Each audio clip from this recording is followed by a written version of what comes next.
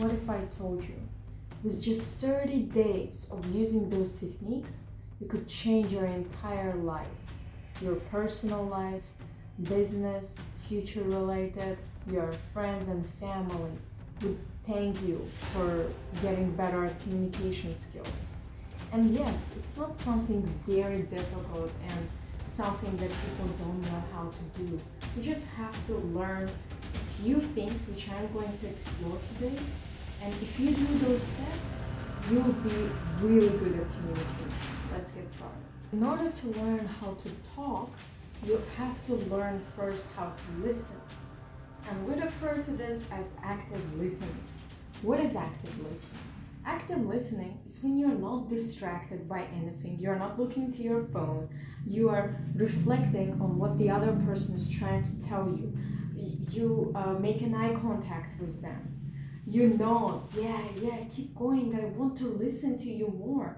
But here's the thing, your body language matters a lot. For example, if you nod like that, you want the person to continue talking in the pace they're talking, or you just support what they're saying. But if you nod like that, it's like, yeah, I got it, finish, like, I gotta go, whatever. I just want you to finish, I have to go now.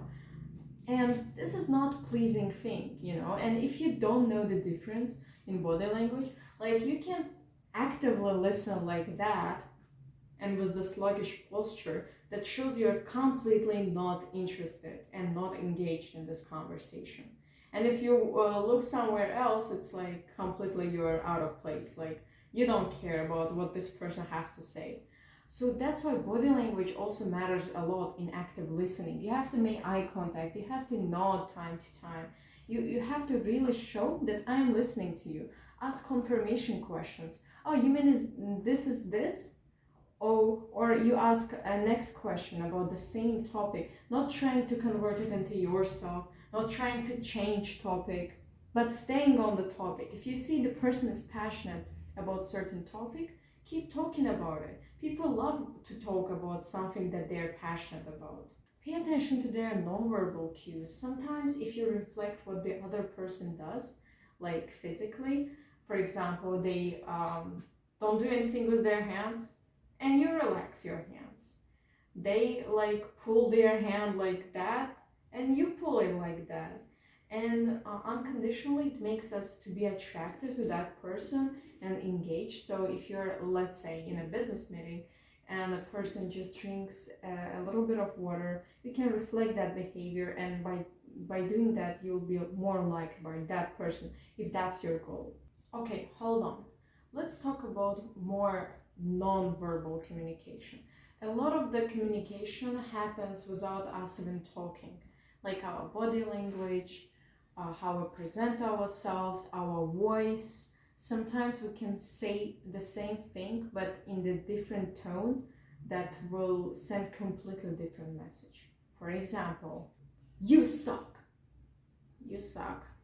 It was like, oh, I feel sorry, I feel bad that you suck, I wish I could do something for you, but not sure if I can. And the first was like an insult, like a solid insult. That's the difference in the tone. And the tone can set the atmosphere. The third aspect of communication is adaptability. So the same way you talk with your friend is not the same way you talk with your university professor, your boss, or your family.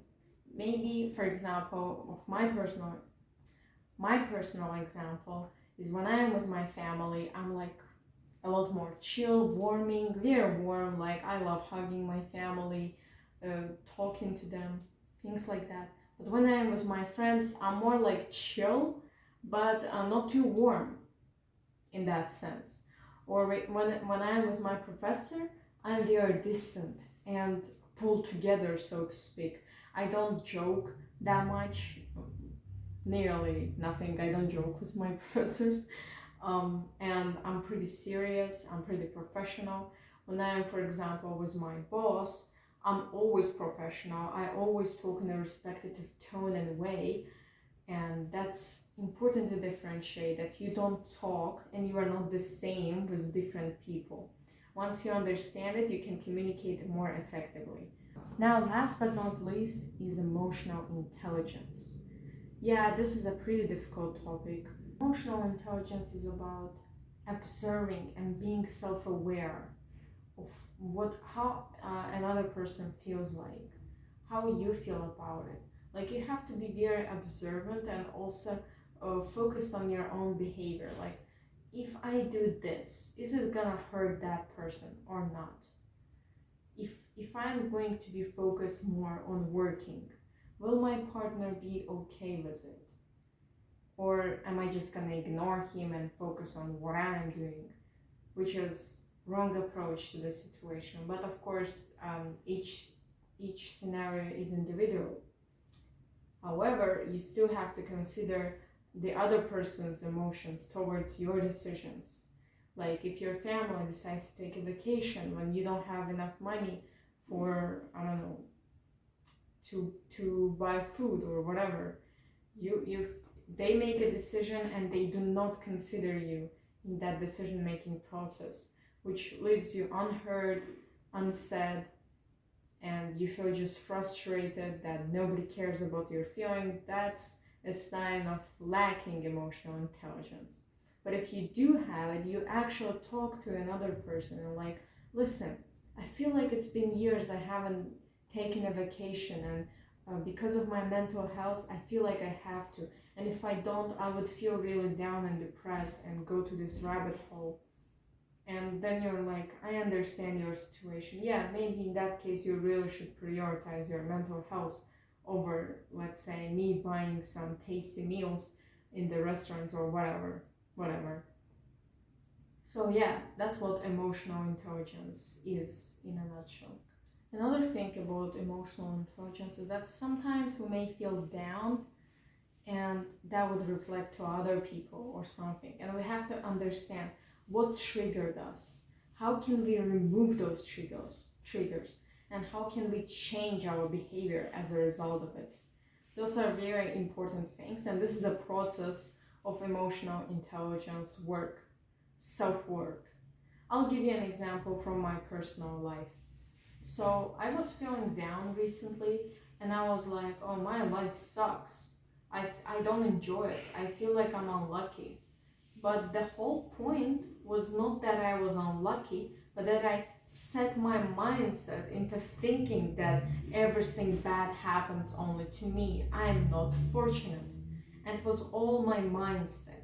And once I shifted that towards it happens with everyone, I can solve no matter what comes at me, suddenly everything changed. Suddenly my happiness became something not unreachable, but something accessible at any moment. Like, it was all the time in my control to be happy or unhappy. But before that, I just put a label on myself that I'm unhappy, I'm unfortunate, I don't get lucky, and things like that. And this is just an example that you can analyze your life, your situation, that you are being toxic, you talk negative things, and that if you just pulled back, looked at yourself like a third person, you would see that no, the problem is not my life, the problem is me. How I perceive my life is the problem. And once you change the perception, changes everything, changes your entire life. And that's how you should approach self-analyzation, self-digging into yourself. So try to learn more about emotional intelligence and master all those 4 things, and I guarantee you your communication skills are going to change forever.